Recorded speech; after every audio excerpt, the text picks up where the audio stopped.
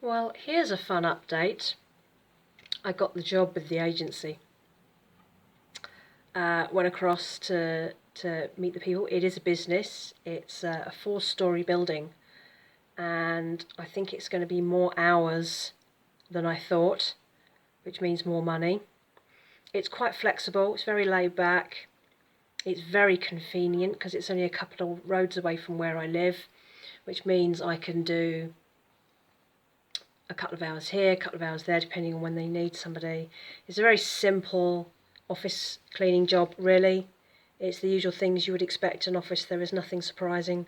The most complicated thing about it is the security for getting in the building, but it's not brain surgery. So that means that I have what I suspect is going to be a minimum income from this, with, I suspect, extras. So this job does actually pay above the minimum wage, and I've seen office jobs paying less than this. So it's probably going to be a minimum 4 hours a week, which is great, and then extras on top as and when it needs doing. I think my first session, which is going to be this weekend, is going to be longer, because apparently they haven't had a cleaner for quite a while. Their other lady went off sick and they haven't been able to find anyone. So this could be a longer than 4-hour job, which is great. Just pay me the money. I'm fine with that. It's not difficult work. There's nothing dangerous.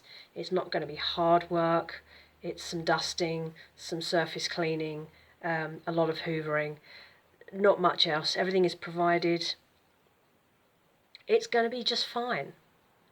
And I can't remember whether I said before about how sometimes things just arrive in the right places. It's like a little bit like karma, when things are in the right place at the right time. I went to meet the chap who runs the building, who's the owner, and really nice guy, really laid back. And I explained the situation about the clinical trials coming up. He's like, fine, no problem. If you get it, you get it. If you don't, you don't. So that's brilliant, because I was really worried that they might say, well, if you're going to be gone for 9 days and then coming back for a couple of weeks and then you're going to be gone again for 2 weeks, going back home to see my family, then it'd be a problem. But I don't think it will be. It's a very laid back place. If everything works out and it trips along very well, I may have fallen on my feet with this. It's not enormous amounts of money, and it's not going to pay the deficit that I need each year. But because it is only a set number of hours and I'm still flexible, it won't stop me going for other jobs that come up that are equally suitable. It won't stop me doing other kinds of work.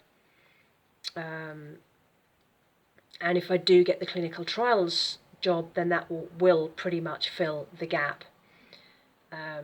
So we could end up having a year where I don't have to raid my savings at all, which would be an absolute miracle, because it's been years since that happened. I was quite excited when I got back home from the interview, which wasn't really an interview, it was more of a chat. This is the job, do you like it?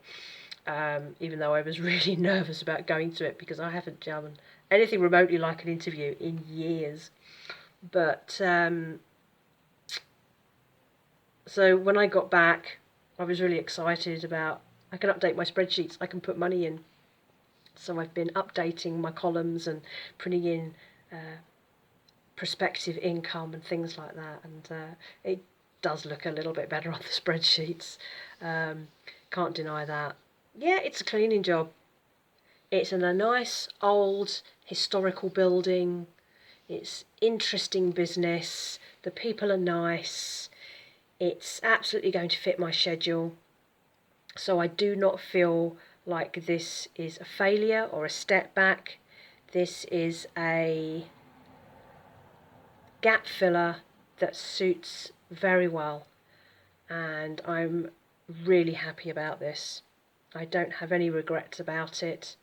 It doesn't stop me doing anything else I want to do. It's perfect. So that's that done. I just have to see if I get this this clinical trial to work next. It won't matter if I don't. I can manage. It's not problematic, but I feel I'm on the right road now to making ends meet, which is all it is. I'm going to do a short video about what my bills actually are on a monthly basis, because several other YouTubers that I follow have done these recently, and I'm really interested to see what people are actually paying for their bills, so their rents or their mortgages, their utilities, how much they spend on food, all that sort of thing. It absolutely fascinates me, and it's interesting to get a kind of a bar, so you've got a line so you know where you are on the scale, so to speak, because I follow quite a lot of frugal lifestylers, and you wonder how frugal people are. You wonder what their idea of frugality is. I guess in some ways we're all wondering just how hardcore we all are. So I thought I would do one just to add to it, because I think it's interesting. My budgets seem to be a lot lower than other people's, but I have very different living situations. The other people that I am kind of going up against, so to speak, are people with full-time jobs, and they are doing jobs they like, but equally they do have their own financial challenges. Most of them have mortgages, and so we all have challenges. We all have different challenges, and whilst other people might have bigger incomes than me, they have much bigger expenses than me. So all in all, we might, in some cases, end up being around about the same situation. In some cases, not in the ones I'm thinking of, but I'm sure there are people out there. So yeah, so I'm going to do a little rundown of my monthly expenses. I know some people are doing regular every monthly ones because their expenses change a lot. Mine don't. I don't have a particularly interesting life, I don't think. My expenses month to month tend to stay the same, with tiny fluctuations if, you know, maybe the electricity, gas prices change, or the water rates go up, as they have done recently for me. So there will be minute changes here and there, and the other one being, of course, when my rent changes. Still waiting on that one. But equally, I don't think it's going to be a massive change. So I'm going to put one of those together just for interest, because I'm nosy and I like knowing about other people's finances, and I'm assuming that other people who are following my channel and following other people's channels are also interested, because I know that people have asked people to do more of this on their channels. So I am happy to oblige. So I will add that.